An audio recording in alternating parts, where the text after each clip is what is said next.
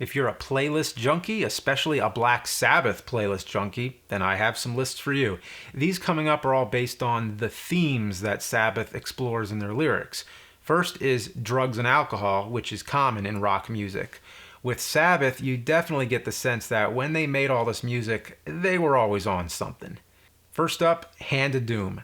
This mentions pushing a needle in and dropping an acid pill, escaping life, colors in your mind, but it's not condoning drug abuse, it's actually warning against it. The person they're describing is withering away and killing themselves slowly. Push the needle in, face death's sickly grin, holes are in your skin caused by deadly pin. Fairies wear boots. Ozzy has said he has no recollection what the fuck this song was about, so it's gotta be drugs.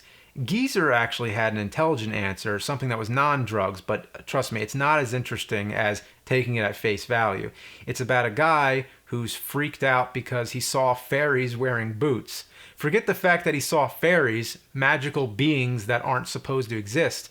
The weird part is that they were wearing boots, and they were dancing with the dwarves. So he goes to the doctor who tells him he's gone too far and that smoking and tripping is all that he does. And that's all you need to know. Sweet Leaf. Okay, it's a love song dedicated to pot.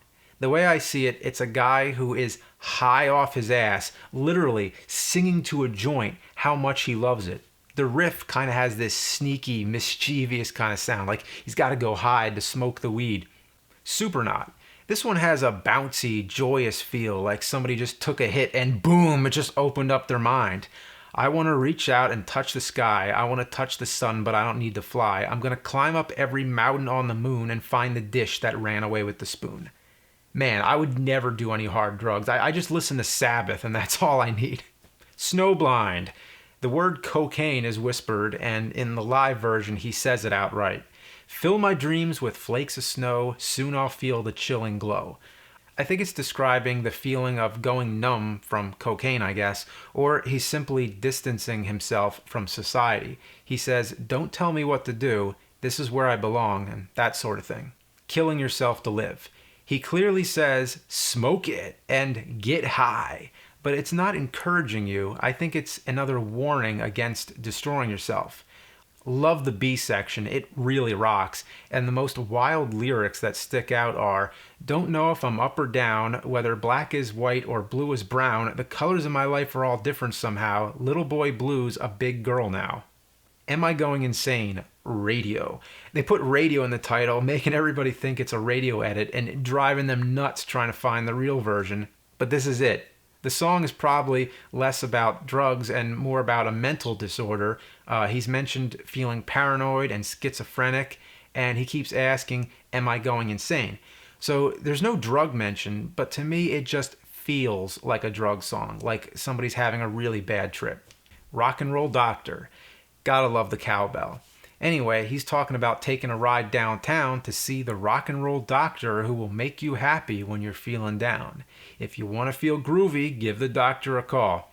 We all know what type of prescription this doctor's given. Trashed. This is a blistering hard rockin' track from their one-off album with Ian Gillan on vocals, which was Born Again. It makes explicit mention of tequila and whiskey. It was about an incident where Gillan took Bill Ward's car and drove it onto a go-kart track that was behind the mansion they were recording at, and he was so drunk he rolled the car over and it almost went into a swimming pool. And he was knocked unconscious, so if he rolled into the pool, he would have drowned. So this song is all about the miracle that he made it out alive.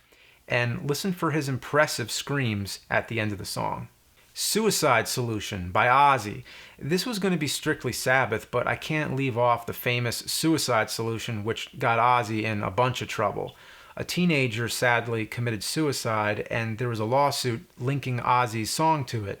The lyrics say things like, wine is fine, but whiskey's quicker, suicide is slow with liquor, and something about suicide's the only way out. But the thing that sparked all the controversy was a part where he's doing all these effects with his voice, and it kind of sounds like he's saying, get the gun, shoot, shoot, shoot. On the documentary, Don't Blame Me, there's a lawyer who says there's a phenomenon known as hemisync, which is a subliminal thing that gets the listener's attention and excites them to do whatever you say. And then it cuts to Ozzy, and he says, Hemi sink? The only sink I know is the one you wash your fucking face in. Does this guy think I'm a rock star or a fucking scientist? And anyway, Ozzy has said the song is a warning against the dangers of alcohol. Then there's Junkie, one more Ozzy track. This one's obvious. He mentions craving for the needle and killing your pain with poison and chasing the high. Also, really love Zach's guitar playing on this one. Methademic from Sabbath's final album, 13. This heavy track makes specific mention of crystal meth. This is another warning. He mentions hallucinating in a chemical hell and being on a suicidal ride of self-destruction. So there you have it. Try listening to these songs. It's a good, safe way to vicariously experience what these songwriters were going through. The only drug I need is music. It changes the way you feel, and it's a real positive way to channel your emotions. If you're ever feeling down, there's nothing like finding some good tunes. You know me, I'm a playlist junkie.